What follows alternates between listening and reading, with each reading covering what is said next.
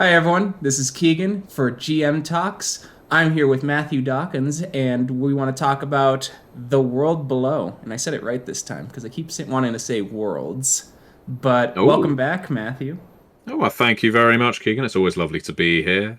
So, And the worlds below would be a different game, but one I'm now very enticed by. Maybe if the world below does well enough, we'll do a sequel. Which, a movie, Hollywood tells us something right now is that to make a sequel, all you need to do is add an S on the end. Although I say that like that's some truism. Predators did it. Aliens, I suppose. No, no, there's not been a Halloween's yet. It's just been Halloween kills and ends and things like that. But anyway, yes, the world below is our is Onyx Path, a new subterranean fantasy role-playing game that mixes the narrative strength of storytelling with the mechanical heft and lethality of OSR.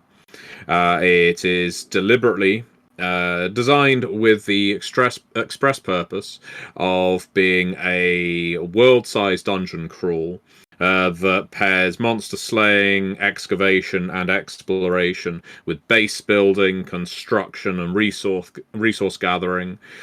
So there's a lot going on in there, but it's in a lot of ways a tribute to my love for a lot of the games that got me into the hobby. Things like Tunnels and Trolls, AD&D, and OSR games that have emerged since, certainly. But with the storytelling element that, of course, I love from World of Darkness and the story path games that we get to work on at Onyx Path, like Scion, Trinity, and They Came From. So there's a lot of influences, a lot of ideas that go into this, but it seems to be doing very well on BackerKit, which is lovely to see. yeah, I can say this now that I ran it is because I'll be very honest with you in that I did not enjoy running Trinity Aeon. It just did not click with me, and Oh, I thought that's fine. Scion was just okay. I actually liked They Came From, but I could only see myself doing one shots. And Mm. if you're gonna get one ringing endorsement from me about this game, it is the first story path game that I'm like I could run a campaign of Oh. this game. So Well, that is excellent to hear. It's using StoryPath Ultra, which is our revised version of the StoryPath system. We have definitely learned from Trinity, Scion, and They Came From, and Dystopia Rising Evolution, for that matter, about what works, what doesn't, what things the players use and story guides use, which things they leave because they're either too complex or just too superfluous. And so StoryPath Ultra is definitely a refinement, which we'll see appearing in future games as well. But no, that's wonderful to hear. And when people say They Came From is best suited to one shots, I don't disagree. I think the immediate inclination with a game that is based around sort of the cinematic experience, making a movie essentially, you have a beginning, a middle, and an end. You present that within a 3 or 4 hour slot, and that's your game. Something I found a great deal of success with, probably the most success with They Came From Wise for campaign games, is the upcoming They Came From Classified, which we crowdfunded over a year ago, and it should be coming out very, very soon to backers. It's our espionage movie game, and I'm trying to reflect that in some of our upcoming releases, our tasty bits, we call them at Onyx Path, where in January there will be one that is essentially a Tinker Tailor Soldier Spy style story where you've got to find the mole within your organization, and that will then lead you on to the agency or the organization, the opposition alphabet agency that this mole is working for. And so the second part is you are involving yourself with them and finding out where they lead to, and so on.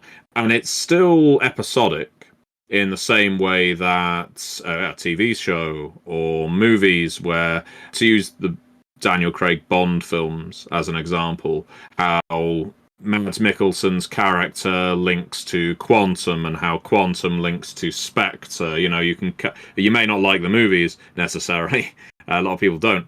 But the sequential nature, it really works well for a game like Classified. But anyway, I know we're not here to speak about They Came From, but I do agree with you fundamentally. They Came From is a game that definitely strikes a one-shot chord for a lot of people. Yeah, and this one because I do like the resource gathering, and I like this basically the Citadel building, like from older editions of D&D. If this does do well, do you think you'll expand that? Because I know Yeah.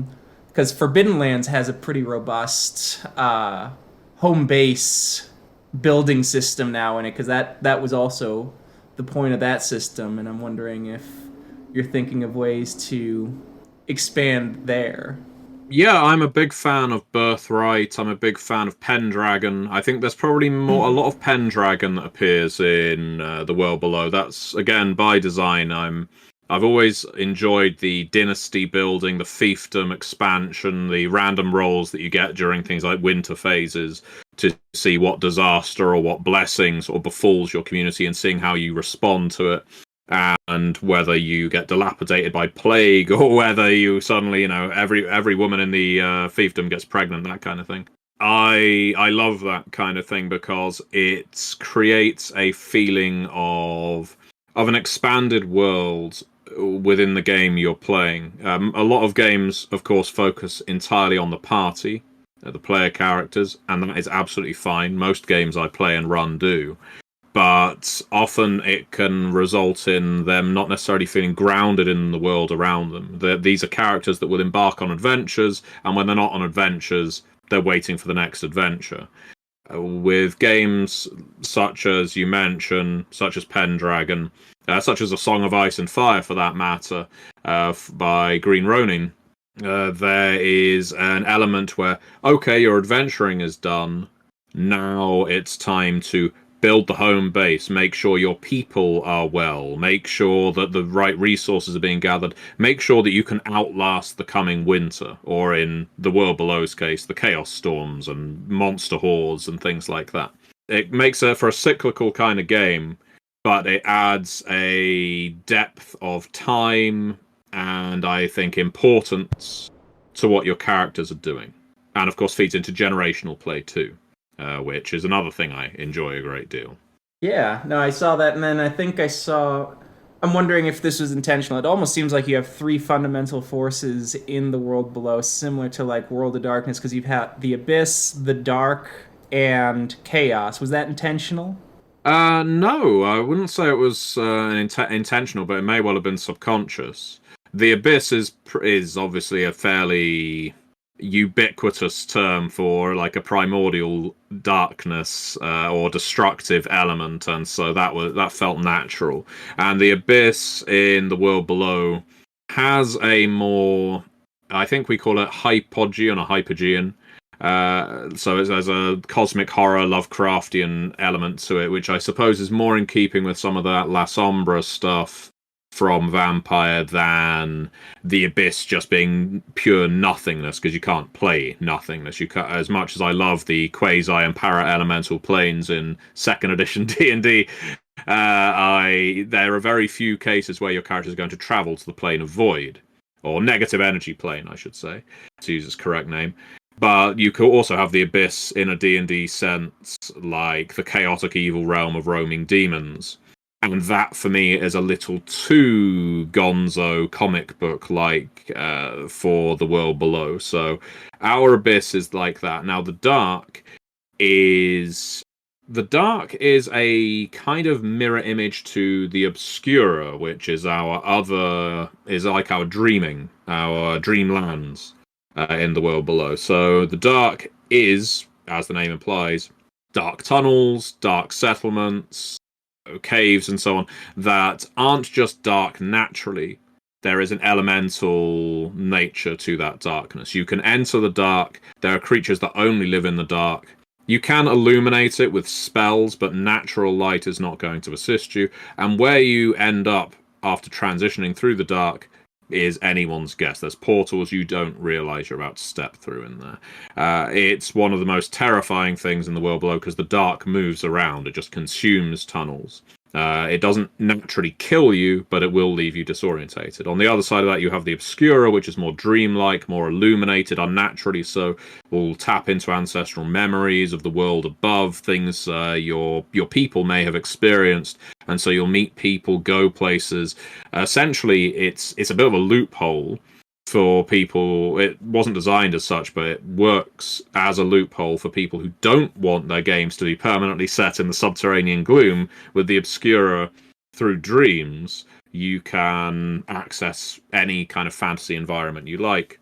And Chaos is power-wise antithetical to the Abyss.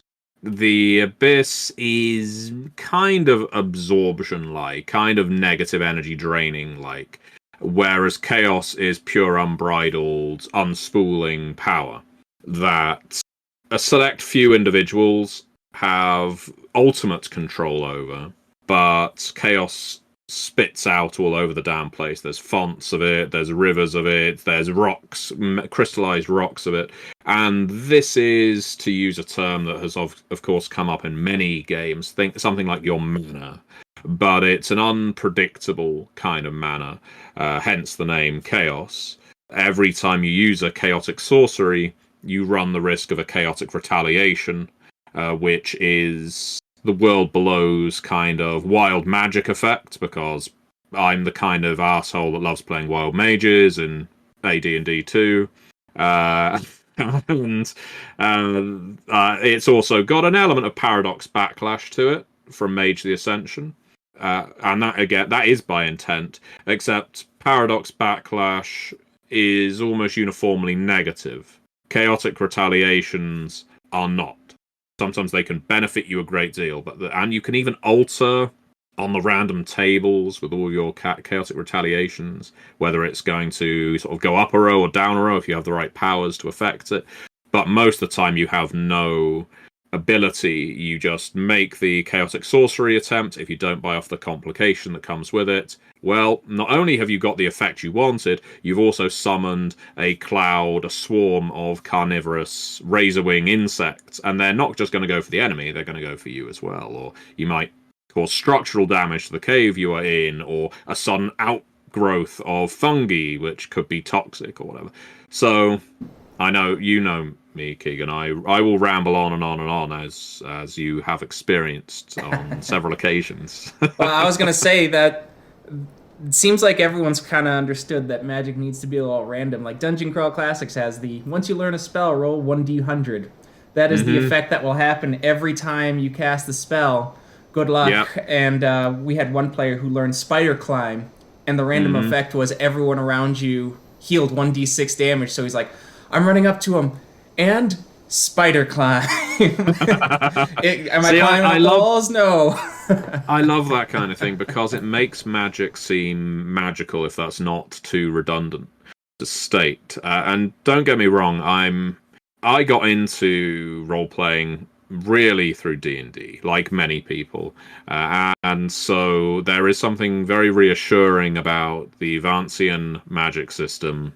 You know what you've got, and most characters in most games of D&D aren't going to be triggering retaliations, repercussions, paradox backlashes, or whatever by throwing a fireball. The fireball is destructive enough.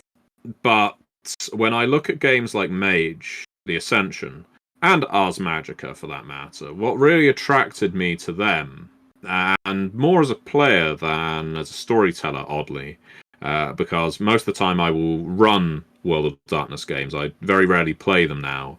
But Mage is a game I always preferred playing, was the fluidity of Magic. You could create what you could imagine. And if you created it in just the wrong way, or the most visible way, or vulgar way, you ran a huge risk of a repercussion. And that meant Magic felt wild and untamed, and it made your mages feel powerful, even if they were sometimes arrogant, or dare I say it, hubristic, given that as a major element of Mage. Yeah, that's kind of why I do. It's a kind of good blend with Dungeon Crawl Classics. It's kind of Vancian in that you roll to see if you cast the spell. If it succeeds, the spell effect does go off with your random effect, but as your number goes up, your spell gets stronger. So like I think if you get like a 30 on your magic missile, if you have a Mm. piece of someone, you can sympathetically shoot like I think it's like 100 missiles, each one doing like 2d8 to that person. Or fireball, you make the fireball just teleport into the room and it explodes. And Mm. but if you roll a 1, then you have to see if the spell goes off on you, or Yeah. you get a random mutation, or what Mm-hmm. was one of my favorite ones is like someone in your party, randomly selected, of course, one of their body parts changes into another randomly rolled animal. So like their head can turn into a chicken, or they can get like a lizard leg, or like if you cast a an enlarged person spell, everything within 200 feet go to insect size for 24 hours, and you have a new adventure of trying to survive the mini world. And I kind of like that as a storyteller, game master, whatever Mm. proprietary term you prefer, is because it means that the game is so unpredictable that you are surprised. Yeah, and I can see that isn't for every single story guide. Let's keep rattling through the various GM titles, because some people like to have a definite direction in mind, and for themselves and for the players. And while I think every decent narrator or director wants needs to be able to improvise to a degree, sometimes a magic spell that can completely turn a game on its head is not what you want. Now, I am not uh, that story guide. I like games that surprise me as the person running it as much as it can surprise the players, because it keeps me on my toes. It keeps me imaginative. I feel like if I am just running a game by rote, whether it's reading something off a page or it's an adventure I've got cemented in my mind because I ran it so many times before, at that point, all I am doing is churning out pretty much automated responses. It's when the players do something unpredictable that really keeps me interested. And for that matter, if you have a system that enables them to do this unpredictable thing, or encourages them to, with things like chaotic retaliations as we have in the world below, it makes my enjoyment of being a story guide just ramp up entirely. I want to be excited and interested and wonder what's going to happen next, rather than just predict, okay, in this room we've got this, in the next corridor we've got that. That's, I've done that, and I guess, moved on from it. Yeah, no, I totally understand. That's what drew me to the OSR, because all the randomness does keep me on my toes. Like, I would do this as a homebrew for the world below. Actually, is I've been thinking of reaction tables, where it's like Hmm. if they're this particular monster, put a penalty on that so they're more likely to be hostile. But it's not out of the question to where there might be a peaceful interaction, or if they're Yeah. this one, add, etc., and then play around with that, because I have tomes on Hmm. my PC of just random encounter tables for specific campaigns where it's like this is lower or higher because they just came back. The random encounter says they came back from a hunting trip, so their HP's lower, so they're less likely Yeah. to look for a fight, and so you go through So this. yeah, that kind of thing is great. I love that, and I love also when you get random tables that provide interesting scenery. Something I often moan about in videos, interviews, and running games is when presented with a random encounter, but there is nothing interesting about your surroundings. An awful lot of games I have played, and it's not really the fault of the GMs, because they're running what they read, and a lot of the time they're quite new to it, so they think much like a video game. Okay, if you've woken up from your rest and must defend yourself, there's 2d6 ogres and 1d6 trolls accompanying them, which we know, of course, would never happen, but let's bear with it. So we got 2d6 ogres and 1d6 trolls, and you're in an open field. Big deal. That's not exciting. I want to know why. Well, for me, why a random encounter is interesting is largely based on where it happens. What you said, Yeah, are they back from a hunting trip? Is one of them injured? Let's say maybe one of them's carrying a magical weapon because they're back from an adventure. There could be lots of things. But I want to know what kind of leveling have we got in this area? So, in other words, is this a patch of oversized fungi? So you've got mulch at ground level, which is sticky and sinking. You might sink up to ankle deep, maybe even further.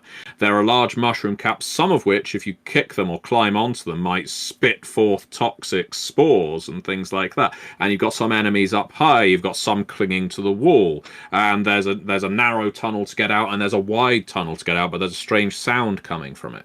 When you start introducing elements like that, for one thing, and I don't know whether it's an accurate memory, whether it's just nostalgia, that's what kind of makes me think back to a lot of the Tunnels and Trolls games I played when I was really getting into role-playing.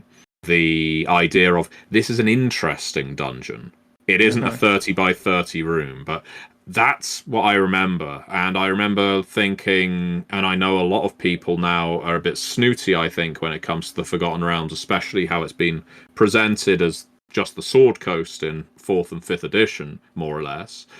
But I remember if it's not if it's not egging it or being hyperbolic, I remember the sense of wonder I had reading 2nd edition, even 3rd edition, source books for the Forgotten Realms, because of the amount of detail that was given, not just for preset areas and people, but what you could, again, randomly generate and encounter. It made the world feel alive and more important. And we do try to do that in the world below. And I think we do a decent job. We've received very good feedback so far. Some people, what's most interesting to me, just to briefly touch on the chaotic element again, because it isn't the be-all, end-all. Some people are playing really scared of that chaotic element. They don't want to touch it because they like their predictable gameplay. And that is, again, absolutely fine. Because characters are built to have 3 sets of powers. You've got your you can have a thesis, a synthesis, and a sorcery. Your thesis is the way you exert yourself on the world. Your synthesis is the way you commune with the world, how it speaks through you. Your sorcery is the way you grip chaos and unleash it. Sorcery, your character could devote all their experience point to building up their sorceries, because they don't come with chaotic retaliations. They are what you might consider subtle magic or coincidental magic. And so you can play the game the way you want. If you want to play it like it's a 3rd edition or 4th edition D&D game, excellent. Go for it. If you want to start getting into the guts of a real basic D&D grind, you can do that as well. I strongly recommend leaning heavily on the sorceries if you want to, because an awful lot's going to blow up in your face and your character's going to die. But that's why there's a generational play system, so that you can play your character's brother or son or daughter or best friend when your character dies in, hopefully, a legendary way. And I don't think legendary is always taking down the enemy. I think if a character can have their name etched on a wall as, let's think, Genrick and it will be the unfortunate, or the consumed by a giant bug, or here lies Genrick, fell to his death into a pit of arachnida that ate him alive from the feet up because he couldn't reach the lip and climb up. I love that kind of thing. I like lethality because, again, for me, it adds a certain weight to your actions and the world around you. Yeah, and that's like a game principle I always live by, is if characters are real easy to create, they're very easy to die. And if they're harder to create, then it's usually a little harder to kill them, just because no one likes spending a couple hours making a character. Definitely. And some games get that balance a little wrong. I'm not sure if you're familiar with Harnmaster. Yes. Oh, yes. Yeah. Where it's just like, hey, are you ready to devote an entire afternoon to make a character who might die of like an infection after your first fight? Not particularly. This is one of those. It's really interesting you bring that up, because I'm a big fan of Chronicles of Darkness. Of course I am. I've worked on enough of them. I think on every one of them at some point or other at this point. And one Chronicles of Darkness game that I won't name bear in mind that I have worked on all of them, so I know the system. I know, in theory, how to create characters really quickly.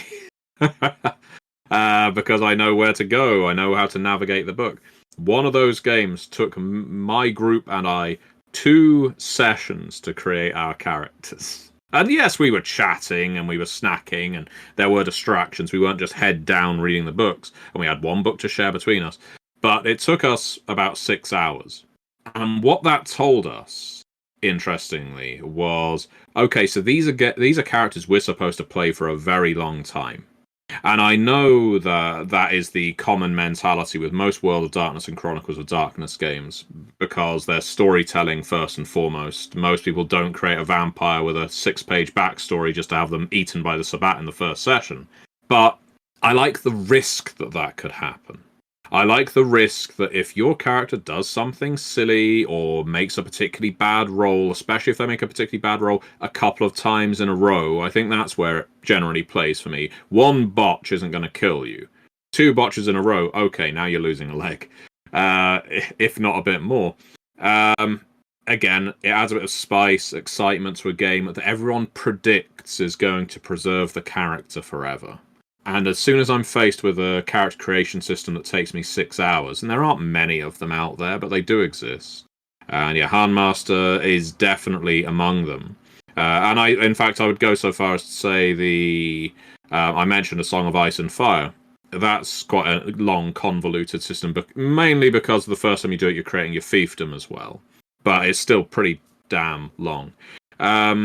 It makes me as the GM reticent to kill the characters because I don't want to put the players through that. And it makes me as a player very cautious about what I'm going to do. Again, on a subconscious level, because I don't want to put myself through that again. Yep. So, give me quick character creation any day, because if I choose to be ultra careful with my character at that point, I can play someone who will last a long time. But if I decide I want to play a bombastic, to go a bit Forgotten Realmsy, a bombastic fighter cleric of Tempest, or to go world below, a absolutely blood crazed hunter, Eprekian, cladding himself in the bones and chitin of various insects that he's slain. He just wants to kill the next great thing. I know that my character's going to probably end up dead, but at least it'll go out in an interesting way. And it didn't take me longer than 20 minutes to create the poor bastard. No, that's fair. We took a bit longer, and that was because I got a good mix. As I told you when I was getting the group together, we had 2 people we had 1 person who really knew Story Path, 2 that had done World of Darkness, and then 2 people mostly in the D20s. Realm. And so I'd mentioned in the tail end review section, I'd be curious to see, as you get more experience, how much this speeds up. Because that was I think my only big criticism on the character creation is at least with our group, it took a bit of time. And I cut out parts because I didn't want to give the entire chapter away as I was reading it aloud to people. I think especially a first time coming into it, it makes sense when you've got a game, especially where you can have characters that are from specific locations. So I think that is what takes people the longest with The World Below in the feedback I've received.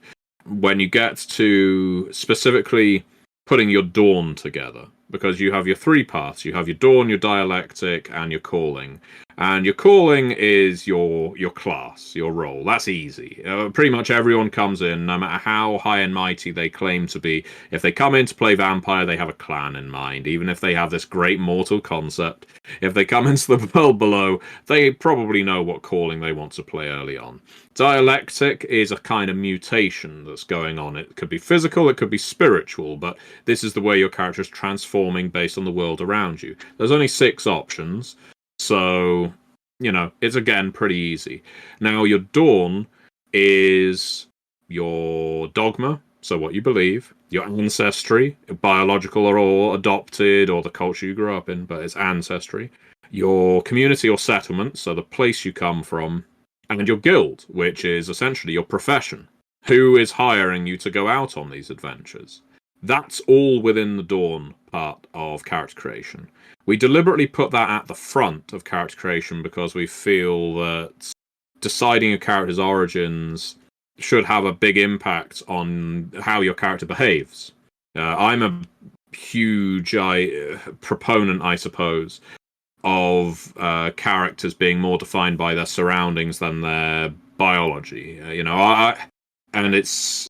I'll do a sidebar on this in a moment, but because you have to select these 4 elements, and there is an assumption that you know a little bit about the game, and this will of course be easier once the book is in people's hands and they can quickly flick to a part of it rather than opening up different documents. When it asks you what settlement you are from, and there's a list, we all know, well, you and I, Keegan, know that in those Vampire the Masquerade and Werewolf the Apocalypse books, and you got your 2-page character creation quick chart thing, and it has your list of tribes, let's say, with a 1-line description. That's enough for us because we've read these books to death. But someone coming into the world below you is going to look at something like Telva's Hearth or Mudtown or Tark or Fortress, and they'll have their sentence right up, and they won't be sure that that's what they want, so they want to do a little more digging into it, and it will take time. And that's all right, because the next time they create a character, it will be quicker. I think that the big part that tripped us up too, and this is not a slight on the book itself, it's a slight on the document, is the quick tables in the character creation that have the like the little dots and all that. Their formatting just made my eyes cross. I'm like, I guess I'm going to the right chapter. Now, so the reason for that formatting, I mean, a little behind the curtain thing here, is to make Word translate easily into PDF, because of course eventually we're going to translate into PDF. You have your tabs between the columns of your tables. The problem is that when you have certain columns, the rows on certain columns have more words on than others, it makes them all fall out of line with each other and you just can't read the damn thing. So I acknowledge that. It's unfortunate because, we've got to provide people the manuscript in this format, but I'll see if I can't figure something out for the people who have got access to the preview just to make it a little easier to pass. But something I was going to mention on Ancestry, it was a hot button issue a couple of years ago. It seems to have died down largely now. Although interesting, it came up a little in Werewolf 5th edition, this idea of Ancestry being determinate. And whether you back away from it entirely, whether you embrace it fully with all the cultural stereotypes that can come with it, or whether you accept it at face value and just say, well, this is just a piece of flavor on my character, I'm not going to read any more deeply into this. And obviously you can go any which way, and there isn't any way that's wrong, though your tastes may vary.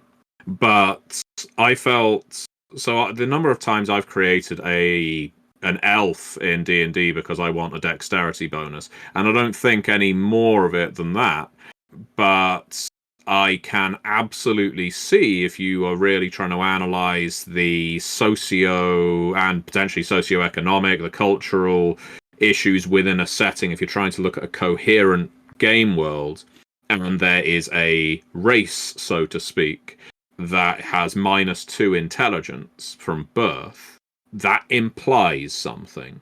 And if you can start connecting all that to real world cultures, that implies something quite bad.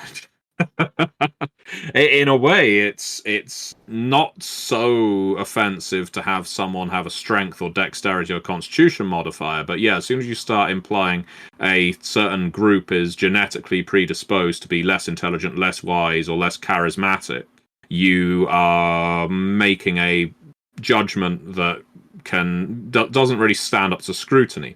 Now, to go back to what I was saying, however, if you accept it at face value, if you're not looking into it, if all you're doing is putting stats on a sheet and your character comes later, and this is the difference, I don't think those modifiers are a bad thing. But, and this isn't to say you shouldn't dig into it, it depends on how closely linked to the real world your game is. That's when things will start breaking down, I think, if you start having parallels to real world cultures especially. The World Below handles it through Ancestry, which I mentioned doesn't have to be biological. every element of your Dawn path gives you something. So, for instance, your guild and your settlement, so your profession and where you come from, are the things that are more likely than not going to be defining your attributes and your skills, because this is how you've been trained. This is the culture around you. This is the job you have trained for. Your dogma, so your beliefs, and your ancestry, they govern what motivates you, what you're going to be getting your momentum from, what you're going to be getting bonus experience points from. Because what that's telling us is you have been told, for instance, in the case of ancestry, maybe your parents or your grandparents told you a story about this cave far away where diamonds grew out of the walls and were so easily chipped off that everyone who lived around there was incredibly wealthy or something like that. And you could have, as a momentum generator or an experience-based aspiration, find the cave diamonds. That doesn't make your character stronger, weaker, less smart, more smart than anyone else. It is saying your character's background, your character's origins affect them in the same way that our parents, our teachers in our world affect us and the directions we take in life. And I think it's a more elegant way, not to blow my own trumpet, but I think it's a more elegant way of presenting who you are and where you're from than simply saying, I'm from here, therefore I must be, or my parents were this, therefore I must be stronger. No, that because makes as we sense. know, that doesn't work biologically. No, And I agree with that. it's an interesting topic. I It can is. talk about it to death. Oh, I could too. I've had comments because with the James video about werewolf I got a lot of, you're reading too much into it. You sound like conspiracy theorists talking about socioeconomic motivations behind the game. And I'm like, look, man, we're just going to have to be real. World of Darkness was born out of left-wing ideology. That's just a Yeah, fact. But yeah, D&D was born out of right-wing ideology. That is also yeah. just a fact. Gary Gygax was put colonialism in the game. That is Hmm. the main mode of operation in old school D&D. And if you want to remove that, you got to do some work. And if you don't want to do that work, and like you said, just put numbers on the sheet, I get it, but Hmm. don't ask people to keep creating games without any thought put into that. No. In a way, I feel like you can't sell. Well, you probably could, but I doubt it would attract the right crowd. You can't really sell a game with a banner that says this game is apolitical, or in this game the stats don't matter, but you've got to create them anyway. There are people who make games like that, and typically by declaring their games are apolitical, they are in fact hugely offensive. I'm sure that isn't the case in every case, but it certainly is in more than one that I've read. Yeah. The werewolf issue is one that is really interesting to me because I worked with James on Werewolf 5th Edition back when it was with Hunters Entertainment. James and I we weren't tightly bound or anything. We weren't in the. We may have been on one chapter mutually, but that may have been it.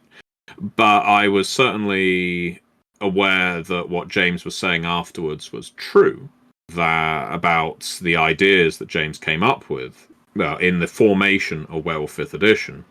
And I still have a very mixed relationship with Werewolf the Apocalypse because it's only in recent time that I've come to look a little dimly on the game. And it isn't because of 5th edition necessarily, though I think it's played a part. Or so to unpack it a little. I think that Werewolf was in a rather damned if you do, damned if you don't situation, and I think that Mage the Ascension will be even more so if they do a 5th edition of it, because they have there's an awful lot of cultural stereotypes in both games. Now, the way they handled it in Werewolf 5th edition was, of course, to try and extricate themselves from those cultural stereotypes, absolutely. And they do it in some places, they're a bit hand-wavy in others, but what they mostly do is extract themselves from the cultural stereotypes that could get them in trouble. And as a business, I completely get why. And from an ethics standpoint, I get that by doing this, they can say, we're not being offensive, and I get why. Where things get really interesting from an observer's perspective, because I didn't work on the finished 5th edition of Werewolf, is seeing the fan outrage or backlash or upset or frustration. Because there's an awful lot of people who got into Werewolf, the Apocalypse, because their culture was represented.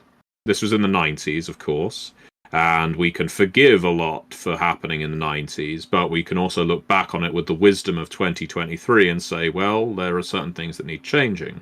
So there are people who, let's say, Irish American, and Irish Americans often have a strong connection to their Irish heritage, as much as the Irish love it. The Irish Americans are arguably more Irish than the Irish in some cases. And so there were a lot of Irish American role players that saw the Fianna, as they were called then, and felt a deep personal connection to the tribe. They wanted to play this because it was connected to them. And I have no doubt the same occurred in some cases with the Native American-based tribes. I can't speak for whether that happened with the Slavic-based tribes. I'm not embedded enough in that community. But, you know, you look at various tribes and what they represented, and there were certain people that found a home there. And so they are looking at what Werewolf 5th Edition is, and they're saying, well, you've drained the love out of this. You've drained what I was attracted to out of this.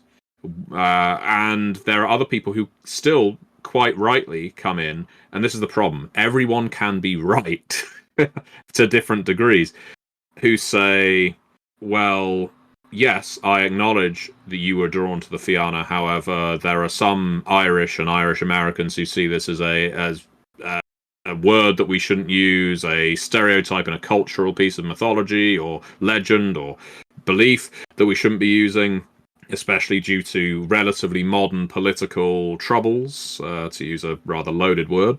So you get almost the same side arguing with itself over whether this content can be included. And I have no doubt there would have been a way, with authors like James and other incredibly talented writers, where the Gale Stalkers, where the Heart Wardens, where the Get of Fenris could have been included as, well, with still maintaining cultural touchstones without being negative cultural stereotypes. It would have been difficult, very difficult, and I'm sure some people would have been hurt regardless. But to go back to what I was saying originally, I can absolutely see why Paradox shied away from that and thought, you know what? No, we're not taking that risk. It's probably too expensive, too time-consuming, too risky. Look at all the other explosions we've had dealing with the World of Darkness. And I guess I have the privilege of being a white male British observer on this, so I'm not likely to get offended by any of this. But while I can acknowledge that there is material that is offensive, Paradox, since taking over the World of Darkness, or the White Wolf properties more broadly, have come under fire on more than a handful of occasions for handling something the right way or the wrong way, usually the wrong way. And I'm not absolving the company. I'm not saying it's not Paradox's fault. But what I am going to say, and the but is the problem here, I appreciate that. What I am going to say is these properties are loaded. The Paradox, I don't think, again, I think there were ways to do things in an utterly sensitive and still playable fashion. Or, in fact, I wouldn't even call it sensitive. I'd call it a very mature and playable fashion. But given what happened with the Chechnya situation, the some Bruja embrace from the ranks of neo-Nazis situation, the what was it, South American cartels or death squad situation, we have there's a lot that's going on there. And this is an issue you face when you're setting a horror game in a contemporary world and trying to pull on real world sources. They are stuck between a rock and a hard place, but they can't be given a free pass for that because it's their choice to do it. They can choose Yeah. to do it another way as well. No, true. And I'm a white person, you know, so some of these issues will not touch in the same way that others do for me. And it's just and I've said this before elsewhere, is I think my biggest problem with Paradox is, in their handling, especially of Werewolf, is the the choice to appropriate revolutionary language to push a very status quo message in Werewolf Yeah, Fifth. And I think yeah, that was the biggest issue. That was one of the bigger issues. I think the biggest issue is how they, through what James put out, how they treated their authors, what they did with art. I think that's the biggest issue. And Hmm. those are issues that exist even if the game was, in my opinion, good. yeah. And You're right. You are correct. Those were utterly stupid errors, and yeah, again, not absolving them for any of that. It's unfortunate because I feel like I know. Well, to take the world below, for example, because I know that is the cause of this interview. Why we're talking about this. Um, we explore revolution in that game. It's a fundamental part of the game, and the reason is because, as an amateur historian, I am an amateur, but I am a very keen amateur historian of the Russian Revolution from about the period 1905 to about 1953 or thereabouts. So, starting with the Winter Revolution and working your way toward the death of Stalin, not the movie, though it is very good. And so I've been a long time enthusiast, I suppose, of figuring out the levers of power that resulted in the Bolsheviks coming to power, the purges that happened, the mass famines that happened, forced collectivization, all of these things. And I say this as someone who is probably considered a fuzzy leftist. I'm not a communist, but I am incredibly interested in the repeat attempts to form an ideology, impose an ideology through things like mass repression, lack of pluralization, mass terror, and things like that, that is still somehow acclaimed by people as better than what was going on the other side of the world. And so I use that kind of knowledge because, again, revolution generally interests me, to say, well, what are the political situations? What are the setups in the world below? Let's say we have this dozen or so well liches. I know this is where we start getting fantastical, and at some point the center doesn't hold, but we have our well liches holding onto the reins of chaos, our power source. The closer you are to the well, the more power you have. The further away you are, the less the trickle down gets to you. There are various settlements throughout the world below. Some have syndicalist kind of governments because they are council-based and artifice-based. You have autocracies run by a monarch, an absolute monarch in some cases, a constitutional monarch in others. And this isn't just my way of putting every kind of governmental system, from democracies to communist to socialist and every other damn thing in the game. It's to say, if your characters or your characters' ancestors were driven down from the surface into new worlds, into new settlements, you lost much of any attachment to what you had before, but you're still going to have some of the same beliefs. With miles of tunnels separating from you, you're going to have all these microcosms of revolution and political experiment. People want to find the best ways to survive in a hostile world, because this is a world that wants to destroy you.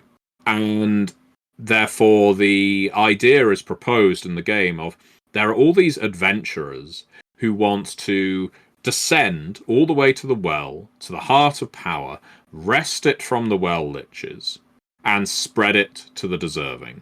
And so there's a very clear sort of communist revolution or Bolshevik revolution idea there. Now, they are then presented with the same issue, one could argue, the Bolsheviks were presented with from 1917 to like 1933, of, well, now that you have that power, how exactly are you going to spread it? Are you going to try giving it to everyone equally? in a utopic way? What happens when you meet someone who wants to take more than their share? Do you punish them with death? Do you deny them power entirely? When there are some settlements that are hostile and some that are passive and some that are generous, does someone get more than another? Who governs who is more deserving? Is it based on who can accumulate the most resources? We look at it from a and I'm sorry if this gets very much into the sort of Russian revolutionary weeds, but the idea that Lenin and Bukharin were following in the early 1920s of the new economic policy.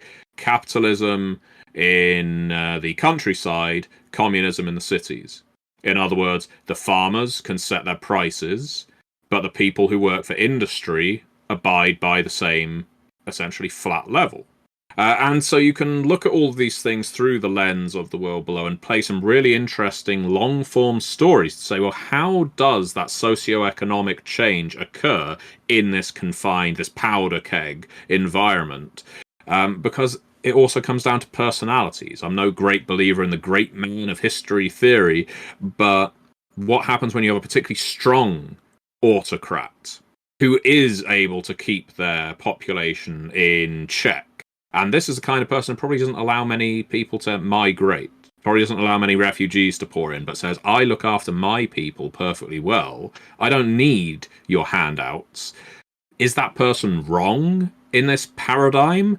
Because who can say, ethically speaking, in a kind of post-apocalyptic environment? World of Darkness, to get back to what you were saying, because again, I will talk at length. Werewolf has, or had, I would say, that conundrum in everything up to Werewolf 20. It's, let's say you can take down the worm. Let's say you can do a deep blow to the Weaver or the Worm or one of Pentex's subsidiaries. What's the fallout from that? How are you going to reconstruct what you've just destroyed? How are you going to make a better world? And are the people you are imposing this better world on going to want that better world? Are you going to force them to your way of life, or are you going to try subtly educating them? It's the idea of, should, when there is a war zone in the real world, we, the Western world, I'm speaking to the Western world right now on GM Talks, should we, the Western world, be dropping first aid packages, educational pamphlets, and people, missionaries, into places that are being bombed flat, where people are suffering horribly? Or should we recognize global borders, international division, set up first aid stations, Red Cross, and so on, only at the border, and if people want that help, they've got to come and get it? And then, do you trust the people within that country to spread it equally again, or do they hoard it for themselves? All of these questions have been asked in Werewolf the Apocalypse, especially out of all the World of Darkness games. And it's one of the things that attracted me to it. It's something that I have tried to put in the world below to the best of my ability, and I think, again, we do a mature job of it. And I do try and avoid that word sensitive, which I mentioned earlier, because I think it's a word that can be misread. Well, I think I was gonna say I think I agree, only because it's just like treating someone with respect is somehow sensitive is kind of a bullshit notion. Yeah, I think so. I mean, you've said it much more clearly than I would. But yeah, when it comes to Werewolf 5th, I don't see that same conundrum, that unentangleable, if that's a word. Disentangleable, not anymore. It seems a very straightforward game, much the same as Hunter the Reckoning for 5th edition seems a very straightforward game. Vampire, I don't think is in 5th edition, but Werewolf has, to be very poetic about it, lost its fangs, maybe, by having some of that flavour drawn out of it. 4, I expect fear of putting too many noses out of joint. Believe me, I'm not some colossal... I'm not the sort of person that's ever going to say free speech just so I can say something offensive. And I would like to emphasize, to handle Werewolf 5th edition in the correct way, in a way that would appeal to everyone, if that is even possible, would be a monumental task. And I do think Mage Ascension would be even an even harder one, if you're Yeah. to have it resemble Mage in any way. Yeah, and well, in an imperfect world with imperfect people, you will never create perfect art, and that's just something people have to understand. And I think I gotta quote Josh Heath on the Werewolf front before we go back to the World Below, because I do have other questions about the World Below. I think Josh Heath is the one who told me that the best part about Werewolf is that it sells itself on a splatterpunk style game, and the existential horror of Werewolf is that the splatterpunk is not enough. Yeah. He puts it very elegantly indeed. So to history then, because Ed Greenwood was a librarian at one point. What kind of breadth of information did he bring to the World Below that you think really helped elevate the setting and the game for you? Wow, well, working with Ed Greenwood was a dream come true. I've had the opportunity to game with him before. I've spoken with him before on my YouTube channel back when it was sort of a prolific hub of videos. Now I do about 2 a week. The chance to work with Ed was fantastic, and I wanted him working primarily on setting and monstrous ecologies. And it wasn't just so he could play in his ballpark. I know, of course, he created the Forgotten Realms, and he's created it incredibly well. And he has worked on a lot of other games as well. I think, in a way, it's unfair to put him purely as the Forgotten Realms creator. Obviously, that's had a lot of creators added to it since. I'm a big fan of Ed's Falconfar novel series too. And I know he's been working very hard with Fate of the Norns, which is another good game. But when he came up with a whole load of the settlements that you can read about in the World Below, I basically gave him the challenge of, obviously, I set the scene of the world around him, and I said that I wanted every single setting to essentially have a story hook on every paragraph, if not every single sentence that you write about it. There has to be something that you could call out and say, I could set a story here or about this place. And what's more, none of them can seem like the other. They all... one of the big risks of the World Below is people will picture it as just stone walls, stalagmites, stalactites, and bugs. And the settlements, while transitional areas definitely can have that element, they should at some point, we have settlements in diverse biomes. We have our crystalline caves, we have our fungal caves, we have our settlements built on stilts over acidic lakes. You know, we've got all this weird and wonderful things, rivers of mercury and so on. And I said to Ed, every single one of these places you write about needs to be in a different geological environment, essentially. As well as its environment, and in terms of fauna and flora.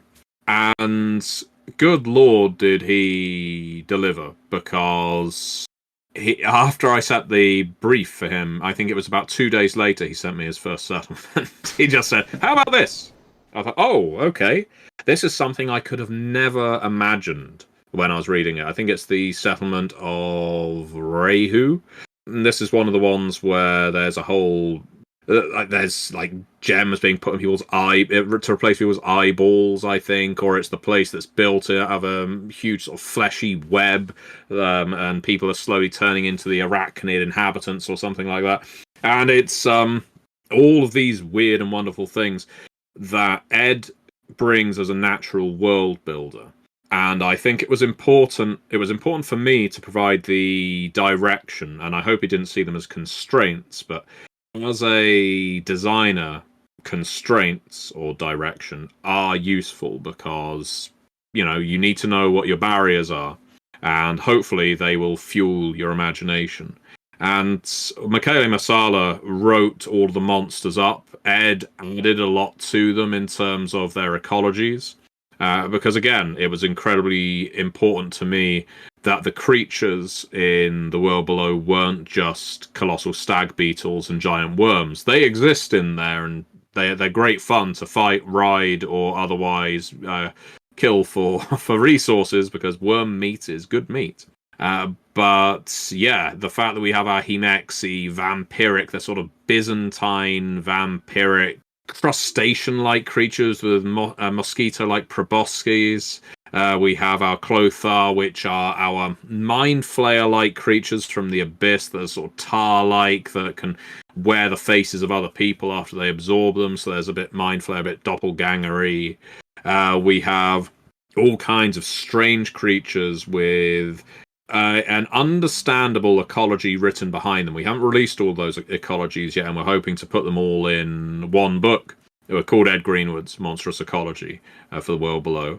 And I think we've already funded part of that with the Back-A-Kit campaign for the World Below. So, yeah, Ed always delivers in terms of imagination. It doesn't have as much of his kinky stuff in it as some of his material, but I'm never... I wasn't going to bring up the joke, but yeah, now that you got me started.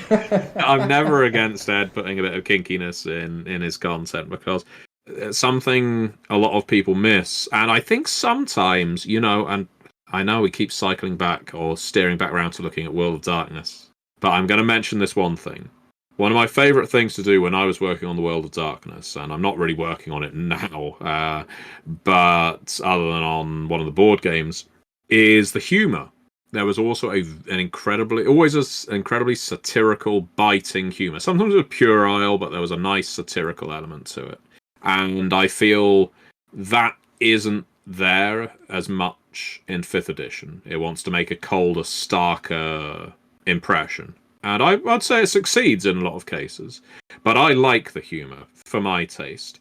And therefore, when Ed puts funny little characters with funny names, or one of my favourite things, because this is a reflection of history, you have King Edward IV of England had he had lots of siblings, but his two main brothers were Richard of Gloucester, who went on to become Richard III. Very loyal, very, very good brother. Would always trust him with my nephews.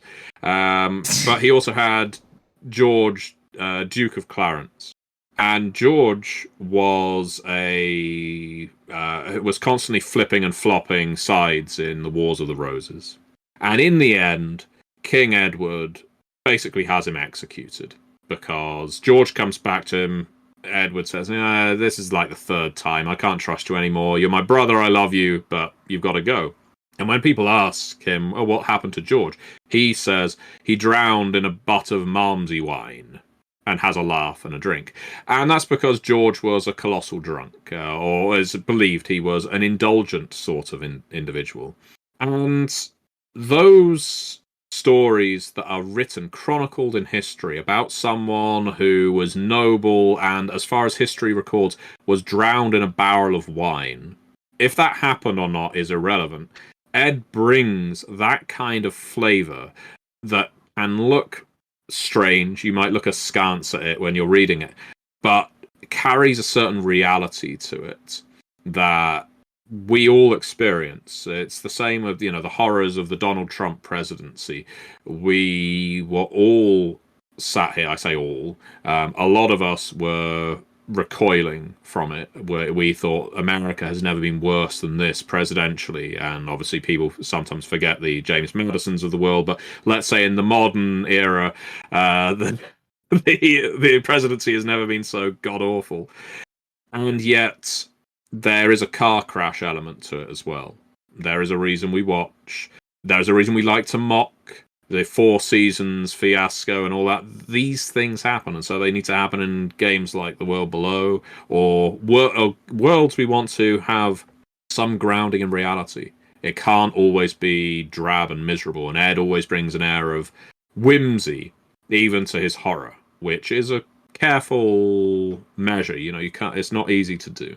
Yeah, and I think it's in the Anthropocene review, or him talking about it. I'm not sure if you're familiar with John Green. Mm-hmm. He said that fiction, it might have been Hank actually, that said fiction is so much easier to write because everything happens for a reason in fiction. But when you read history, just bonkers shit happens that sounds made up. But if you put that in a book, people would go, "What the fuck is this?" Yeah. Well, and that was the problem of the last, I guess, 7 years in America. It was the how do I satirize this? It's gone past the point of satire, but clearly not, because again, you have those elements like the Four Seasons, which I suppose we could look back at and say, the reason we all laughed so hard was because we knew he'd lost at that point. I wonder how we would have responded if that had been where they'd celebrated their victory genuinely instead of. I think we would have still laughed, but it would have been to avoid crying at that point. Yeah. And then because you made the Ed Greenwood kink joke, I have to bring up the great Ed Greenwood meme that I saw once, which is like they start doing like little clips of his kinky stuff, and then it was like Ed Greenwood, come down to the basement. There's a con for you, and it's him getting sealed into the wall going, and did you hear about the drow matriarchs and the whips? Yes, Ed Greenwood, the drow whip sex parties. I'm sure that's how he wants to go. But yeah, no, I just to bring it back home, I really like this setting. I think it's great. I think it's a good, even if it wasn't 100% your goal. And James talks about it at the end of our video too of their own review, is though, you know, slip-ups may happen, I think this was a genuine and good attempt to try and decolonize D&D and fantasy in a way that the main modus operandi is not find the foreigners, kill them, take their stuff, and then come back as heroes. No, and I'm really glad you mentioned that, because this is another thing that we had to handle with maturity, and I'm glad we did. Your characters, for the most part, most of them are going to be descended from refugees. The world above was destroyed by some manner or other, or rendered unlivable, at least. And so thousands of people descended into the world below in various places. And the world below wasn't uninhabited when they arrived. There were people already living there. And monsters as well things we might consider monsters. And those people who were already there, the original inhabitants, with their various cultures, could have very easily basically said, no, fuck you. You're not taking our caves, our already limited resources, and taking up all this space. And I think one of the cultures we present in the game didn't do that, but certainly backed away. Certainly said, we're not helping, we're just retreating further into the dark and seeing what happens. But another one, the Chilzil, who are an original group from the world below, they took a view that was in part charitable and in part pragmatic. The charitable aspect is, we know you're not here to invade, we know you're fleeing, and therefore we will give you what we can, and everything will basically even out in the end. If we all have to struggle for a while so that you can survive, that's what we'll do. And that is, of course, the kind of moral decision you'd hope people would make in the real world too. But there was also the pragmatic view of, well, if we just leave all these people outside of our caves to die of starvation and get picked off by giant bugs and other creatures, all we're really going to be doing is feeding the monsters. All we're going to be doing is strengthening them by letting them feed on all these desperate people. And a big stack of corpses outside your door is a very good way of attracting scavengers, disease, and so on. So they felt obliged as well. But the one thing that doesn't happen during the Great Descent, at least not chronicled in the core book, is any original culture trying to push them back to the world above.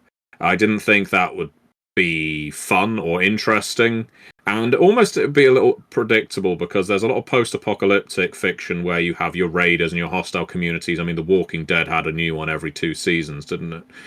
And I just thought that's done. Now, where that frames you as a protagonist, a descendant of one of these refugee cultures, more likely than not, is interesting, because you may be several generations removed from the Great Descent. You don't know how your ancestors suffered and struggled or worked in concert with the Chilzil or whoever it is they encountered. how they agreed to share spoils or the limited resources, you may have that sense of entitlement. You may think these caves are just as much ours as they were the people who came here before us. You may still feel indebted. You may feel like you owe a permanent debt, an obligation even, to protect them. I want that question asked because the Chilzil have definitely lost a lot of the territories they called their own. They've lost access to a lot of resources. They've probably lost a lot of people as a result. And so you as players have the decision through your characters, well, what are you going to do about that? The idea of playing conquistadors arriving on the shores of Maztica or North America is... It goes back to what you mentioned very early on about Gygax sort of colonialization, I should say. And I don't think we need more of that unless it can be taught in a very interesting and novel way. I'm not the person to write that novel approach to colonialization, I don't think, because I don't have that view, and I think it would come across as too... I certainly wouldn't come across as exceptional, because exceptionalism is, blight. It certainly was in the late 19th century, and it isn't much better now. So putting your characters in the role of descendants of refugees without making you the refugees themselves gives you a sort of dichotomous position of what is your reaction to the people, what is your reaction to the place, what do you consider monsters, what do you consider yours, and it comes back to some of those political questions. And I know not everyone likes to ask political questions in RPGs. You don't have to play a character that asks these things, but you can if you want to. And if you want to, there's a lot you can explore in the game, I think. Yep, and I've said this before on the page. I don't think I've ever said it on recording, and if I hadn't, my apologies, is that every game's political. It's just that, whether you want to question your own politics or play with them. And if you don't, that's fine. You don't have to every time, but just be aware that it's still political, even if it doesn't rankle your feathers. Yeah, I think, in fact, that is true. It's true for any media. One could argue there are some particularly strange strains of arts that avow politics. But if it's media involving dialogue and action or acting, you're likely to... These characters are going to be coming from somewhere. Now, where I think to put words in the mouths of the people who say I want an apolitical game is... It isn't that they want the game to be apolitical, it's they want to be able to engage with it in a way where they don't have to think about the politics. And I think you can. It goes back to that idea of, are these numbers just numbers on a sheet, or do they tell me something about my character? You can play a game without engaging with that level of detail. You can just roll dice, play your character, they're in a bubble if you like, or within a small community if you like. They have no agency beyond, I'm going out here and doing what I want to do, lone wolf style, and that is a valid form of play.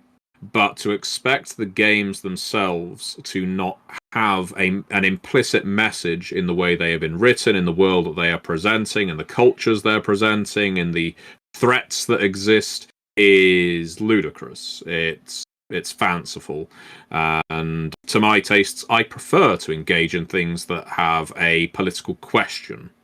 I don't want to engage in something that is a political hammer, treating me like an anvil, because I don't derive enjoyment from being bludgeoned over the head. I want to question things. I want to pick things apart. I want to find the flaws in things, and that's where I hope games like The World Below... it's probably why I was always so attracted to Planescape in D&D. I've not read the 5th edition version, but I loved the 2nd edition. The Planescape campaign setting and its various books.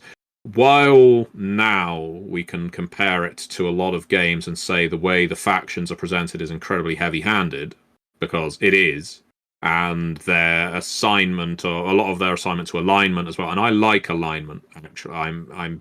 It's where I don't agree with a lot of my colleagues. I think alignment is a fantastic tool, but it doesn't carry the nuance. The Planescape factions don't necessarily have the nuance, at least at face value, with, let's say, a World of Darkness splat, for the most part, anyway. But as a young gamer reading the factions in Planescape, I was blown away that things like the Bleak Cabal and the Dustman and the Free League and the Fated could exist in this world, because there was nothing like that in any other D&D world. There was never that level of philosophy. As simplistic as a lot of those philosophies were, it made you think about the world, and of course, your thoughts shape the world around you, just as in Mage the Ascension. And you can easily see how or why TSR created Planescape as a rebuttal, if you like, not a rebuttal, their version of the World of Darkness. It was their... They did it expressly. It's written in one of my histories of D&D that I've got somewhere. It was written expressly due to the success of the World of Darkness. And you can see those connections. Oh, yeah. So, yeah, I still love it. I still love reading Planescape material, because I think that material is so rare in D&D. And if I can bring any of that into games like The World Below, or any of the games I write, I'm a happy person. Excellent. Well, Matthew, thank you for joining us. That was a good talk. I know it's getting late. So I'm certainly getting plunged into darkness over here. But yeah. No, thank you so much for having me, Keegan. And I know I shouldn't apologise for speaking, but I know that I speak at length, and I do hope that's held the interest of some of your listeners, because, yeah, I always have an awful lot to say. But Matthew, where do you want to be found on the internet? Oh, okay, on the internet. Don't dox yourself on my program to all 3 listeners. People can find me on MatthewDawkins.com, or on the Onyx Path Discord. That's always a good place to check out and speak to me about any of the games I work on. The thing I want people to check out, the Backer Kit campaign for The World Below has about a week left. When this goes out, it will be just under a week. So please do check it out while you still can. We keep hitting stretch goals. The book is beautiful. That's the one thing we didn't speak about. The art in this that we've put on display so far is really striking. I think it's some of the best art we've ever had produced, and utilizes the talents of John Cobb as well, whose art drew me into Wraith the Oblivion many years ago. So do check it out. I'd very much appreciate it. Thank you. And I'm Keegan, Bunch of Gamers. You can find us on Facebook, YouTube, Podbean, but I'm not on X, never was, and I was right from the beginning. Thank you for listening.